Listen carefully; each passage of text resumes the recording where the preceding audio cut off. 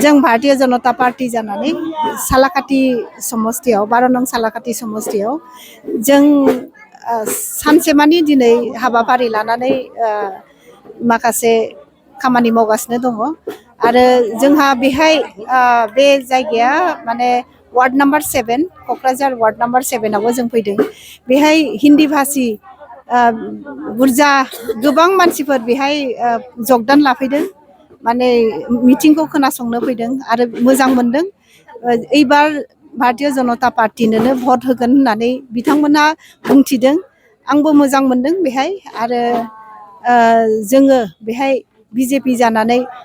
दाब दाब जायगायाव बिदिनो मिटिं लागासिनो दङ आरो स्टेटनिफ्राय जोंना मानसिफोर हाबफैजोब्बाय इनचार्ज हिसाबै सोरबा एमएलए फैदों सोरबा मन्त्रि फैबाय आरो सोरबा माने स्टेटनिफ्राय बिखय बबियाफोर फैजोब्बाय जों बिराद मोजाङै दा खामानिखौ मावगासिनो दङ आरो आसा खालामो जों भारतीय जनता पार्टीया एबार सालाकाटियाव बिपुल भटआव जों देरहागोन देरहायोब्ला नोंथाङा रायजोफोरनो माखौ मावगोन जोंनि आसनि जेराव माने अरुणोदयानो होन बा पिएम किसानानो होन बा माखासे मेरला होनांगौ लगिया दङ बे आसनिफोरखौ जों दाब दाब जायगायाव हैनो हायाखै दा बेखौ जों सानो माने बेहाय जुदि आं देरहाबायोबा बे जोंनि आसनिफोरखौ जेराव मोनाखै बेखौ जोङो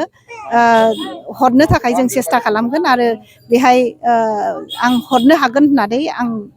दिनै नोंथांमोननिसिम आङो बुंथिनाय जाबाय आरो नोंथांजों सालाकाटि बियाबाव बादायलायनायाव डिफेक्टआ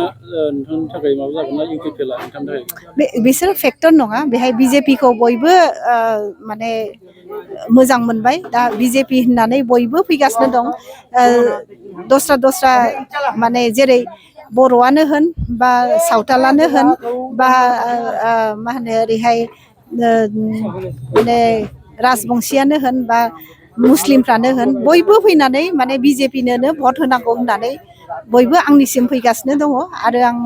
मोजां मोनदों दिनै माने सालाकाटिया बेहाय मोजाङैनो देरहालांगोन होननानै आङो मिजिंथियो